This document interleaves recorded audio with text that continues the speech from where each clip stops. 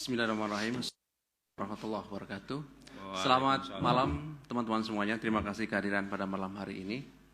Kami KPK kembali akan mengumumkan sekaligus juga melakukan penahanan terhadap pengembangan perkara dugaan korupsi, penerimaan suap, sertai juga gratifikasi dan 11 Direktorat oleh pimpinan hadir pada malam hari ini Pak Alek dan juga Pak Direktur Penyidikan Pak Asep. Setelah itu seperti biasa kami beri kesempatan teman-teman untuk bertanya terkait dengan perkara dimaksud ataupun penanganan perkara lainnya yang sedang berjalan di KPK pada proses penyidikan maupun penuntutan. Kami silakan bacakan poin-poin dimaksud. Ya, terima kasih Mas Alif. Yang saya hormati dan banggakan teman-teman wartawan. Berikan informasi terkait penerimaan hadiah janji pada penyelenggara negara atau yang disertai gratifikasi terkait pemeriksaan pajak di Direktorat. Dalam perkara ini KPK sebelumnya telah menetapkan dan mengumumkan sejumlah pihak sebagai tersangka sebagai berikut: APA, Direktur Pemeriksaan dan Penagihan pada DJP, DR, Kasubdit Kerjasama dan Dukungan Pemeriksaan pada DJP, WR, Supervisor Tim Pemeriksa Pajak pada DJP, AS, Ketua Tim Pemeriksa Pajak, RAR, Konsultan Pajak PT GMP, AIM, Konsultan Pajak PT GMP, AS, Konsultan Pajak PT JB, dan FL, Kuasa Wajib Pajak PT BIK. Putusan perkara para tersangka dimaksud saat ini telah berkekuatan hukum tetap. Dalam proses penyidikan perkara tersangka APA dan kawan-kawan ditambah dengan munculnya berbagai fakta hukum selama proses persidangan, serta diperkuat dengan putusan majelis hakim, selanjutnya ditemukan adanya peran pihak tertentu yang turut serta dalam melakukan perbuatan pidana. KPK kemudian melakukan pengembangan penyidikan dan mengumpulkan berbagai alat bukti dengan menetapkan dan mengumumkan tersangka sebagai berikut. Yang pertama, YMR, ini anggota tim pemeriksa pajak pada DJP, dan FB, anggota tim pemeriksa pajak pada DJP. Kaitan kebutuhan proses penyidikan, tim penyidik menahan tersangka YMR dan FB untuk masing-masing selama 20 hari pertama mulai hari ini tanggal 23 tanggal 28 November 2023 di rutan KPK. Adapun konstruksi perkara diduga telah terjadi peristiwa pidana sebagai berikut. YMR dan FB sebagai anggota tim pemeriksa pajak atas perintah dan arahan berjenjang dari APA selaku Direktur Pemeriksaan dan Penagihan, DR selaku Kasubdit Kerjasama dan Dukungan Pemeriksaan, WR selaku Supervisor Tim Pemeriksa Pajak, dan AS selaku Ketua Tim Pemeriksa Pajak ditugaskan melakukan rekayasa penghitungan kewajiban pembayaran pajak sesuai dengan permintaan dari para wajib pajak. Agar keinginan wajib pajak dapat disetujui, APA dan DR menjelaskan adanya pemberian sejumlah uang dan yang melakukan deal dengan wajib pajak di lapangan adalah YMR dan FB. Wajib pajak yang memberikan uang diantaranya PT GMP. Untuk tahun pajak 2016, PT BPI, untuk tahun pajak 2016 dan PT JB.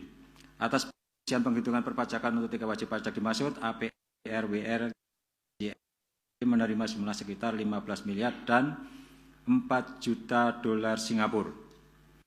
Selain YMR dan EB bersama-sama dengan APA, DR, WR, dan AS diduga menerima gratifikasi dari beberapa wajib pajak lainnya dengan bukti permulaan sejumlah sekitar miliaran rupiah dan masih terus dilakukan pendalaman oleh penyidik.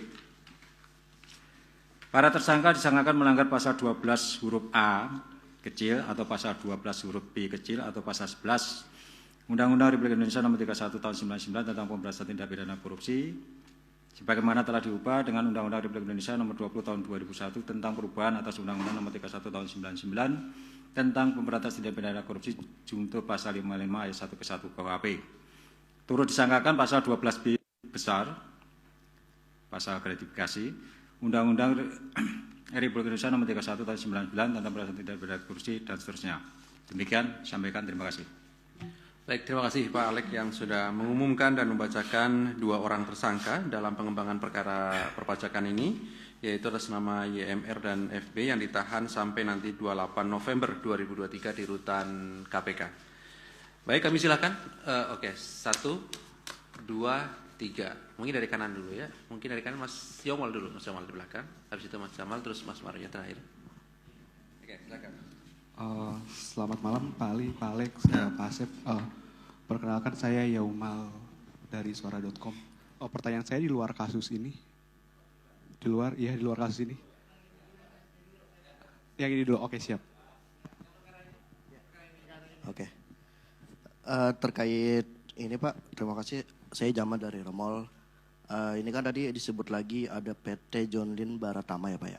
Sebelumnya si Yulman Nizar juga kan di persidangan sempat mengungkapkan ada keterlibatan dari petinggi John Lynn Baratama ini Haji Isam. Nah, apakah dalam proses penyidikan ini Haji Isam nanti bakal diperiksa sebagai saksi Pak? Perkara lain sekalian boleh Pak?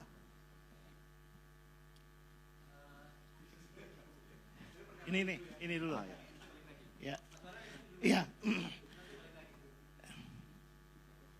Ya, saya mau menanyakan, ini kan soal kasus lama juga ya, Yulman Nizar ini, dan hari ini juga diperiksa yang berkaitan dengan Mas Yulman Nizar ini, diperiksa saksi bernama Untung Agus Tanto. Yang dalam persidangan sempat disebutkan bahwa tersangka Yulman Nizar ini sempat menginvestasikannya duit sebesar 40 miliar untuk membeli lahan yang diduga tambang emas yang berada di Bolmong. Dan pemilik lahan ini juga merupakan kaitan dari dikelola dengan mengemasnya dengan KUD. Nah, lalu apakah memang nantinya akan dilakukan pengembangan dari kasus YML ini ke kasus TPPU misalkan untuk aliran uangnya kemana? Karena ini berkaitan soal tambang emas yang tidak kecil penghasilannya. Itu sebulan itu bisa sekian ton juga gitu, dengan penghasilan yang sebulan 50 sampai 60 miliar itu kan cukup besar gitu. Apakah KPK juga akan menetapkan tersangka pihak lain yang diduga ikut menampung aliran uang dari YML ini? Yaitu kan KPK bahkan sudah melakukan pemeriksaan beberapa pihak di sana, di Polres Bolmong sendiri, dan memeriksa semua pihak KUD, dan hari ini juga diperiksa orang yang dimaksud. Saya pikir tadi termasuk penahanan saudara Untung Agus Tanto, ternyata tidak hari ini. Pak Asep sudah senyum-senyum. Kira-kira apakah memang hari ini juga akan dilakukan pengembangan lebih lanjut terkait TPPU dari saudara YML dan TPPU. Kasus lain gimana?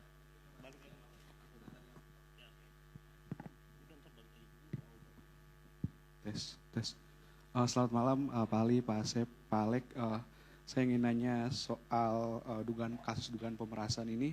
Di salah satu pemberitaan disebutkan bahwa seorang pimpinan menyatakan bahwa pimpinan di KPK terganggu dengan berlarut-larutnya kasus pemerasan ini, berharap agar Pak Firly yang harusnya diperiksa beberapa waktu lalu segera menyelesaikan kasusnya, dan begitu juga yang berjalan di Dewas. Pertanyaannya, apakah benar demikian bahwa pimpinan terganggu dengan adanya kasus dugaan pemerasan yang juga turut menyeret nama Pak Firly?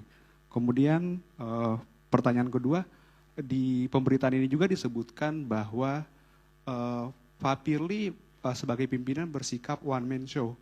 Jika mundur ke belakang ke Februari lalu gitu, kritikan soal one man show kepada Pak Firly juga pernah diungkapkan oleh salah satu pimpinan KPK juga di kasus Pak Lukas NMB kalau tidak salah. Apakah benar demikian Pak Firly memimpin KPK seperti itu? Selama ini kan selalu disebutkan kolektif kolegial dan sebagainya. Terima kasih. Oke, terima kasih Pak Lik. Yang pertama, kemarin pra peradilan mantan Menteri Pertanian Syahrul Yassin Limpo itu KPK sudah mengungkapkan ada aliran dana ke Partai Nasdem sebagai hibah itu sebesar 1,27 miliar. Nah, apakah KPK dalam waktu dekat ini akan memanggil pihak-pihak dari Partai Nasdem itu Pak untuk menelusuri aliran uang tersebut? Lalu yang kedua terkait penyidikan Wamenkumham. Apa betul sudah ada sprindik ya Pak? Lalu ada berapa sih Pak tersangkanya Pak? Apa benar ada 4 dan salah satunya itu Wamenkumham itu? Mungkin butuh penegasan aja Pak. Lalu yang ketiga, apa betul besok KPK mengundang Polda Metro Jaya dan Mabes Polri terkait proses penyidikan pemerasan oleh pimpinan KPK? Nah, apa yang akan dibahas besok itu Pak? Apakah masih koordinasi awal? Dan tadi juga pihak Polri sudah menyatakan bahwa supervisi sudah disetujuin. Itu apa betul? Paling cukup itu aja Pak, terima kasih.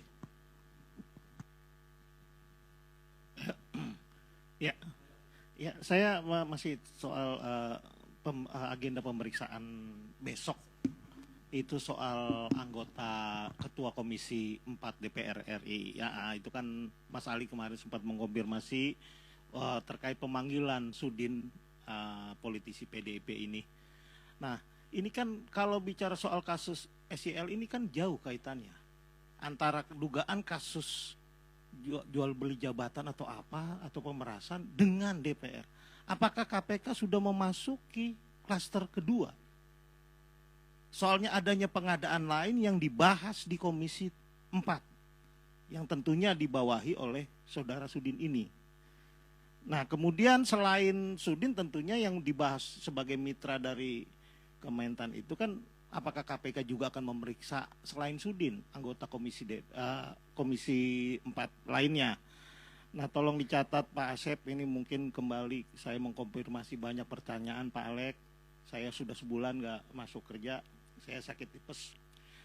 Terkait saya ingin menanyakan soal terkait kasus pengadaan APD di Pusat Krisis Kesehatan Kementerian Kesehatan. Apakah KPK memang sudah menetapkan sejumlah tersangka, diantaranya Budi Silvana selalu PPK dan Ahmad Taufik selaku Direktur PT Permata Putra Mandiri serta Satrio Wibowo Dirut PT Energi Kita Indonesia dalam dugaan korupsi APD tahun 2020 yang dijerat oleh KPK dengan menggunakan pasal 2 ayat 1 dan atau pasal 2 Undang-Undang Tipikor. Apakah benar?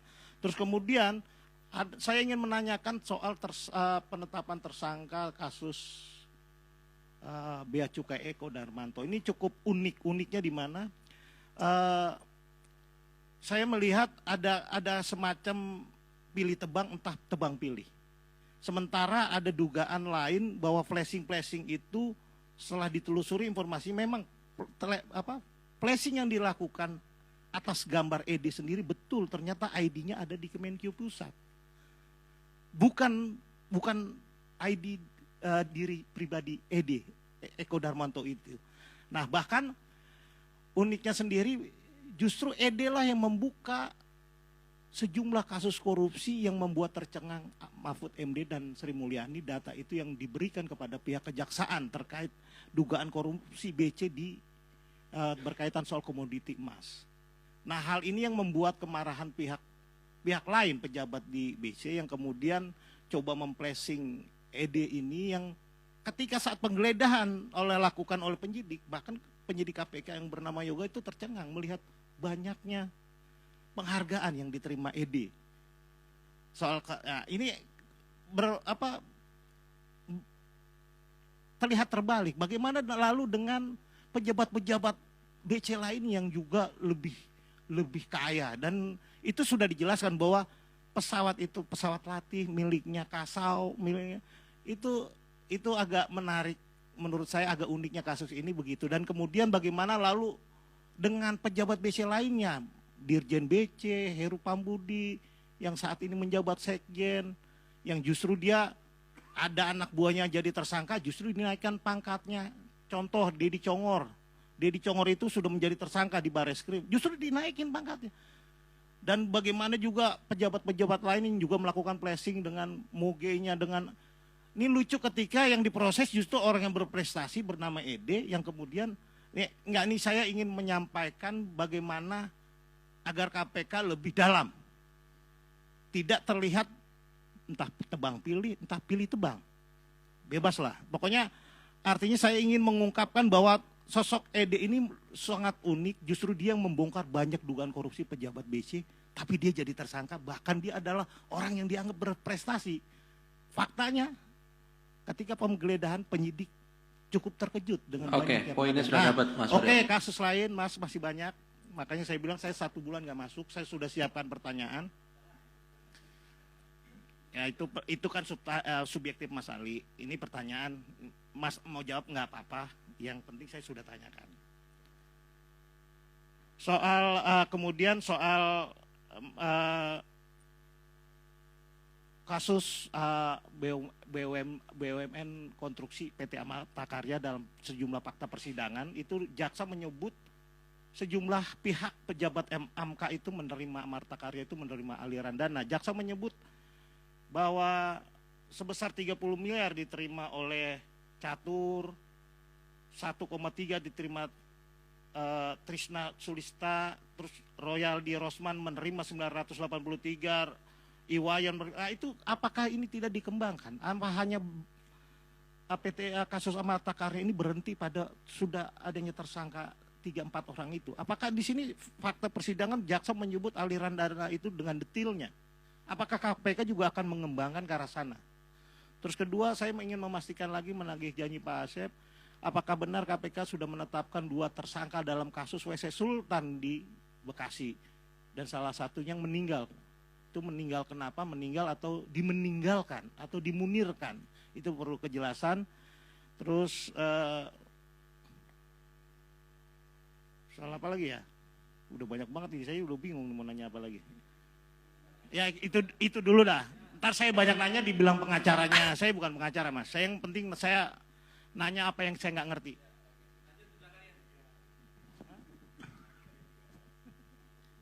Ya, baik. Saya Fadlan dari Kumparan, Pak. Izin. Saya ingin menanyakan kelanjutan dari pertanyaan sebelumnya itu soal penyidikan dugaan pemerasan ke Pak SYL. Kabarnya Polda Metro Jaya itu sudah minta supervisi dari KPK. Itu bagaimana responnya dari KPK itu soal supervisi dan sudah sampai mana sejauh ini? Yang kedua, Pak pimpinan KPK Pak Firly Bahuri saat ini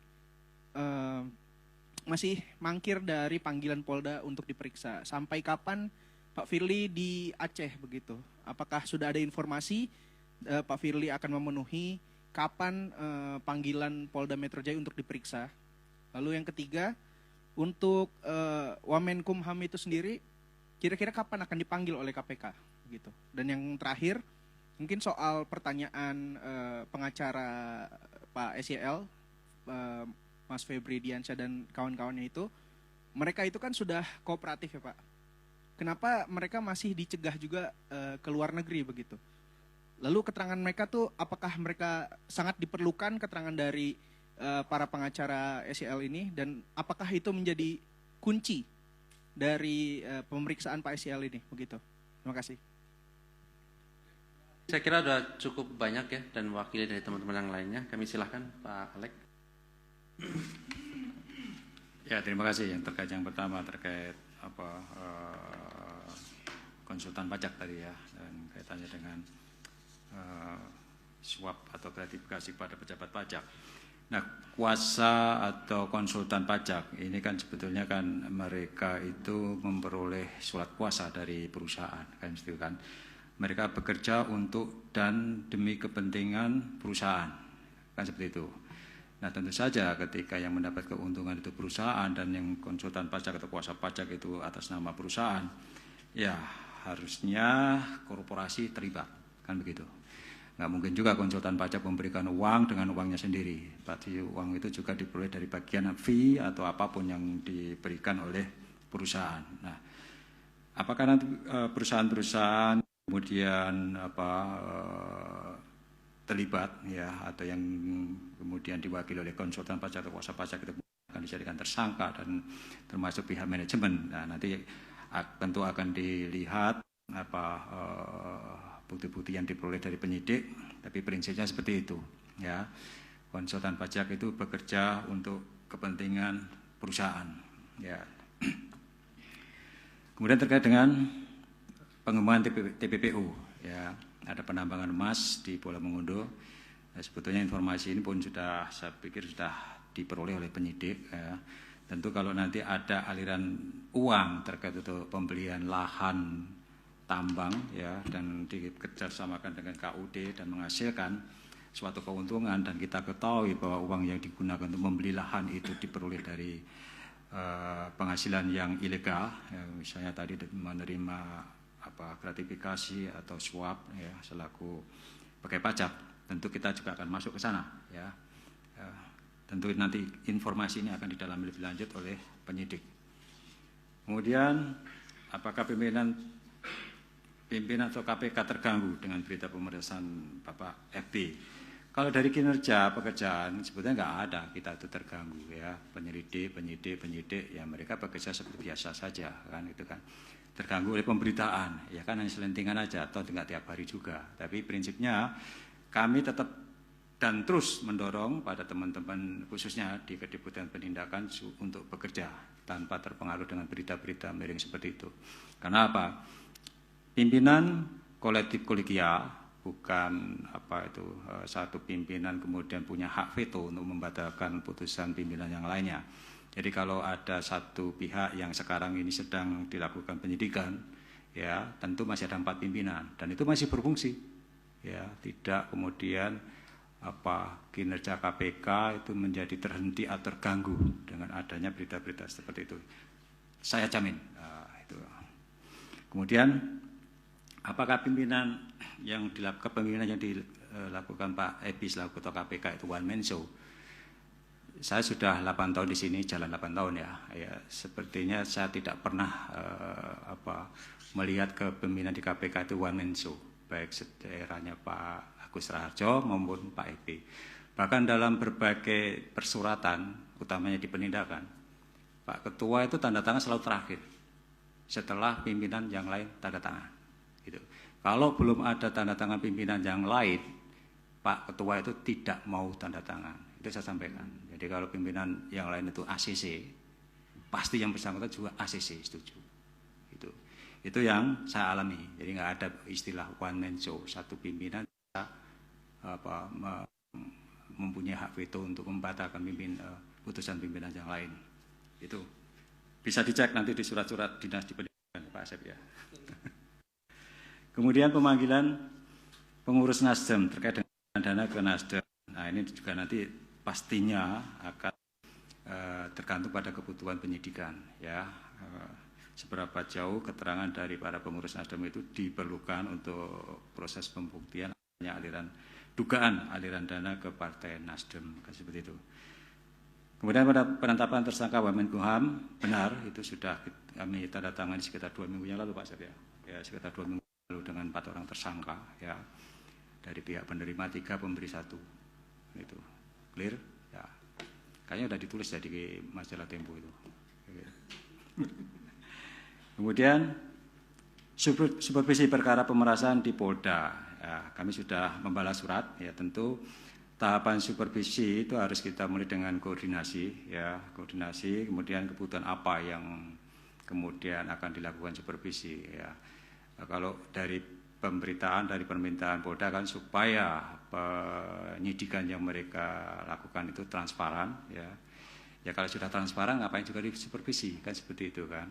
Karena kita lakukan supervisi kalau misalnya dalam penanganan perkara itu ada hambatan berlangsung lama, ada dugaan, ada intervensi, ya kita supervisi. Nah, oke lah kita yang bersangkutan atau pihak Polda minta supaya dilakukan supervisi. Ya. Nah, supervisi yang dilakukan KPK itu jangan terus diasumsikan seolah-olah KPK mendorong supaya dipercepat. Enggak. Kalau dalam supervisi yang nanti kami lakukan ternyata ya apa yang diduga, yang disangkakan atau yang dilakukan ternyata pembuktiannya tidak cukup, kami juga bisa untuk merekomendasikan untuk menghentikan. Nah, pasti nanti akan diput. Ya terang aja ini yang supervisi KPK, makanya KPK menyarankan untuk dihentikan kan begitu. Itu juga harus kami jaga, ya kami harus jaga.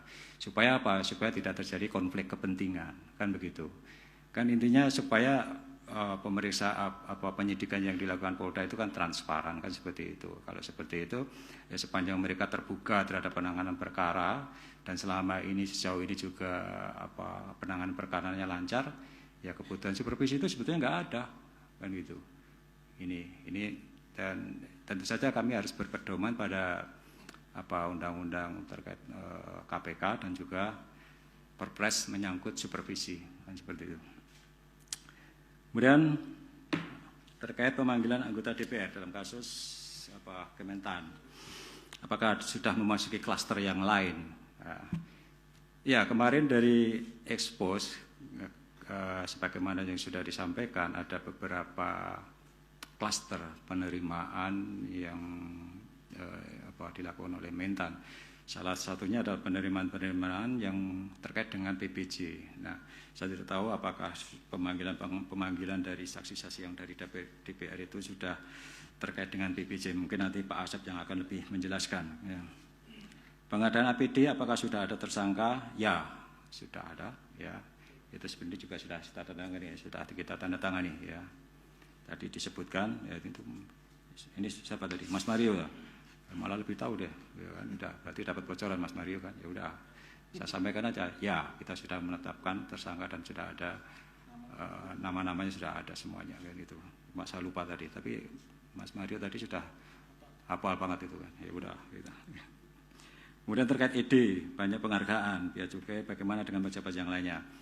Nah, ya tentu saja ya kita menduga ya dalam penerimaan negara, bea cukai, pajak, ya jangan orang yang kemudian, dan itu sudah kami sampaikan, jangan orang yang kemudian apes karena dalam tanda kutip flexing kemudian tidak telusuri, sementara yang lain yang memiliki kekayaan yang tidak wajar juga meskipun tidak flexing, ya kita diamkan, nggak fair juga kan gitu kan.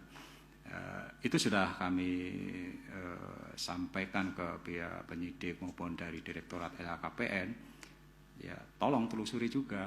Jadi pajak, bea cukai kan termasuk institusi yang dalam tanda kutip itu rawan, ya rawan terjadinya penyalahgunaan, ya karena ya tanggung jawab kewenangan mereka besar tanpa pengawasan atau kontrol yang ketat. Ada kemungkinan penyalahgunaan kewenangan itu. Dan terkait dengan Deddy Congor, ya ini perkara ini sebetulnya ditangani oleh Barreskrim sebelumnya, dulu sudah mau kita tangani, tapi oleh Barreskrim sudah ditetapkan tersangka lebih dahulu. Dan kami sudah melakukan supervisi, sudah sekitar 3 tahun lagi, dan kami belum. Nah itu dia, itulah ya itulah luar biasanya kan, ya luar biasanya sudah jadi tersangka pun masih aktif dan naik pangkat. Itu. Nah ini juga menjadi perhatian kami. Tentu nanti kami akan koordinasikan dengan Pak Barreskrim sejauh mana penanganan perkara DC ini kan, ya. Kita belum tahu, belum dapat update dari Barreskrim terkait dengan perkembangan penanganan PC. Sudah tersangka, apakah sudah ada SP3 misalnya, kan gitu, dan dipulangkan hak-hak yang bersangkutan. Ya setahu saya dari dulu yang bersangkutan tidak pernah kok diberhentikan itu ya, dan tetap terus aktif selama yang bersangkutan berstatus sebagai tersangka, kan itu. Nah ini nanti kami akan lihat ya, akan kami koordinasikan ya terkait dengan ED, ya mungkin KPK juga menerima informasi dari yang bersangkutan terkait kegiatan importasi emas itu. Ya, ada informasi yang diberikan oleh ED. Tentu hal ini akan menjadi catatan juga buat kami ketika misalnya dalam proses persidangan yang bersangkutan kemudian memberikan informasi-informasi terkait keterlibatan pihak lain maupun kegiatan-kegiatan penyelundupan dan lainnya yang kemudian bisa ditindaklanjuti ya, dan kemudian memberikan berdampak luar biasa terhadap penerimaan negara dan juga hal lainnya tentu menjadi catatan bagi kami sebagai hal-hal yang meringankan lah, kan seperti itu. Kami juga akan fair untuk memperlakukan perkara ED ini ya sesuai dengan proporsinya tentu saja. Kemudian apa lagi nih, Amata Karya, banyak pihak menerima dana ya, nanti ya, Pak Asep yang akan jelaskan siapa saja pihak yang lain. WC Sultan, apa sudah ada tersangka? Sudah, ya, saya bacakan, sudah ada sprindik juga. Jadi kalau yang satu tersangka meninggal, saya nggak tahu saya, nanti biar Pak Asep yang lebih menjelaskan detailnya gitu. Ya. Udah lengkap kan? Sudah cukup. Silakan Pak Asep untuk menambahkan dan melengkapi.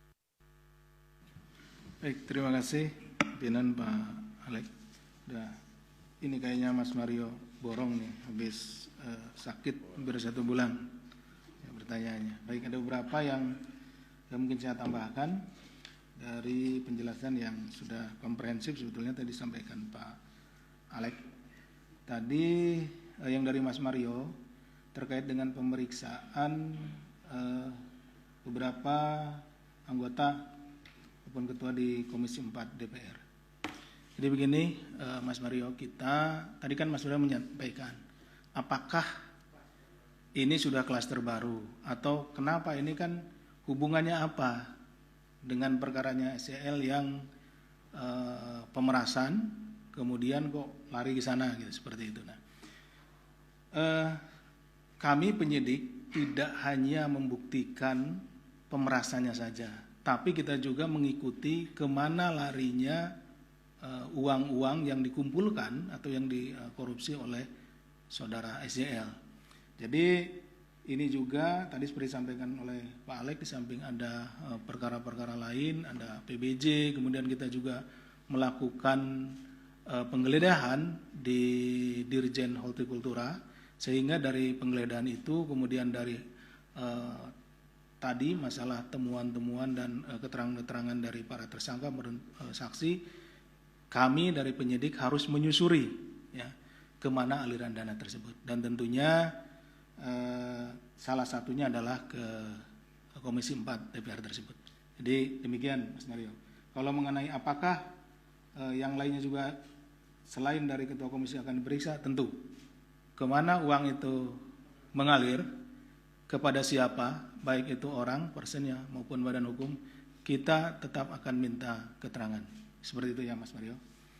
Kemudian tadi terkait dengan yang Amarta Karya, saat ini benar posisinya sedang di persidangan. Jadi apa yang disampaikan oleh Mas Mario, hal-hal yang ditemukan ya pada saat persidangan, tentu nanti akan ada yang namanya pengembangan penuntutan. Ya, dari pengembangan penuntutan nanti kita akan melihat apakah ditemukan adanya peristiwa pidana korupsi tentunya ya, lalu dengan para tersangka yang baru. Tentu nanti itu akan diformalisikan, kemudian dibawa ke forum expose, dan di situ akan ditentukan apakah nanti akan kalau sudah cukup buktinya tentunya akan dibuka penyidikan baru. Terkait dengan WC Sultan yang di Bekasi, saya juga pernah ngobrol dengan Mas Mario. Benar Mas, dari dua tersangkanya kan yang satu meninggal. Kalau nggak salah bupatinya yang meninggal itu. Tapi di bawahnya kan ada PPK-nya, gitu. Nah nanti kita sedang tetap akan minta pertanggungjawaban kepada pihak PPK. Dan di situ juga selain daripada pasal 2 dan pasal 3 juga ada pasal penyuapannya, sehingga kita akan mencoba mana yang kedua-duanya kita akan buktikan dan mana yang bisa lebih cepat kita selesaikan. Itu mungkin Bapak tambahan dari kami. Kayaknya kalau yang untuk tadi Mas Fadlan ini terkait permintaan supervisi juga sebelumnya sudah dijawab, kemudian juga terkait dengan pimpinan juga sudah dijawab. Wamenkumham juga sudah dijawab tadi Pak di depan. Kemudian ini sedikit mungkin terkait dengan pengacara SCL. Kenapa dicekal? Tadi ya Mas ya. Padahal kooperatif. Nah, yang di cekalan itu terkait dengan adanya kegiatan-kegiatan yang berhubungan dengan penanganan perkara ini. Jadi kami memiliki beberapa dokumen, baik itu dokumen yang kami terima, dokumen elektronik, di mana ada keterlibatan ya di situ. Kami anggap yang itu akan bisa mengganggu jalannya proses penyidikan terhadap SEL yang sedang kita tangani, sehingga kami merasa perlu untuk melakukan pencakalan terhadap yang dimaksud. Demikian mungkin Pak tambahannya. Terima kasih. Assalamualaikum warahmatullahi wabarakatuh. Waalaikumsalam warahmatullahi wabarakatuh. Ya. Sabar. Sabar Mas Ria. Betul. Tadi Mas Mario menanyakan saksi atas nama UAT ya di ini, dengan yang tadi sebetulnya sudah dijawab nih terkait masalah pengolahan emas di Bolmong dan lain-lain. Tapi pemeriksaannya kita tentunya tidak bisa langsung begitu saja Mas Mario. Jadi dalam penyidikan ini ada namanya perkembangan penyidikan. Nanti kami lihat apakah saudara saksi ini itu kualifikasinya tidak hanya sebagai saksi atau juga dia melakukan tindak pidana gitu, seperti itu. Nanti dikumpulkan bukti-buktinya, kita sedang kumpulkan. Setelah itu seperti tadi, karena ini ditemukan di penyidikan, maka pengembangan penyidikan. Kita bukti-bukti tadi akan kita bawa, kita formulasikan, kita bawa ke forum expose. Nah, di forum expose itu akan diuji. Nah, nanti dengan pasal-pasal yang dipersangkakan, apakah memenuhi unsur-unsur pasalnya. Apabila memenuhi unsur pasalnya, kemudian di sana akan ditentukan. Nanti tentu kita akan umumkan. Demikian Mas Mario. Terima kasih. Oke. Dari tadi. Ya udah, silakan.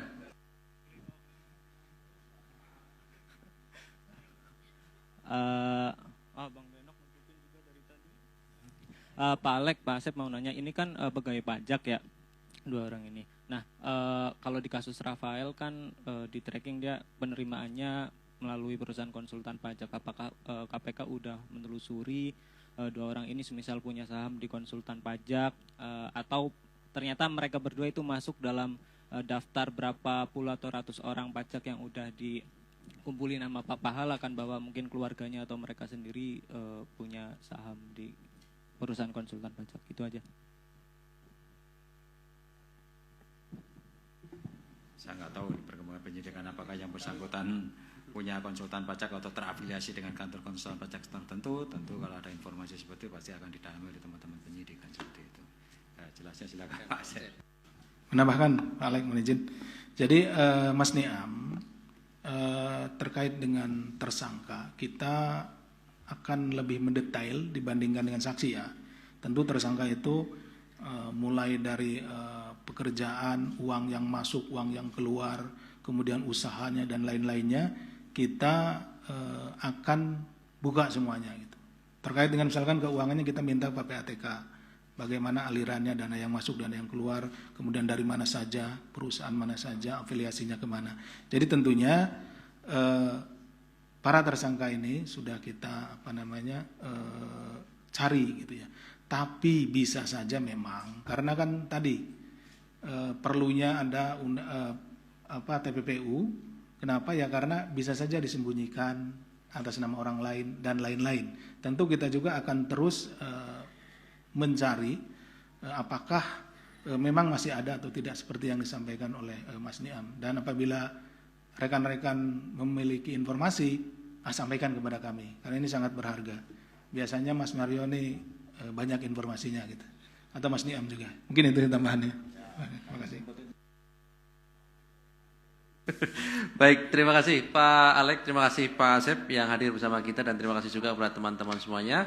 Kami akhiri. Assalamualaikum warahmatullahi wabarakatuh.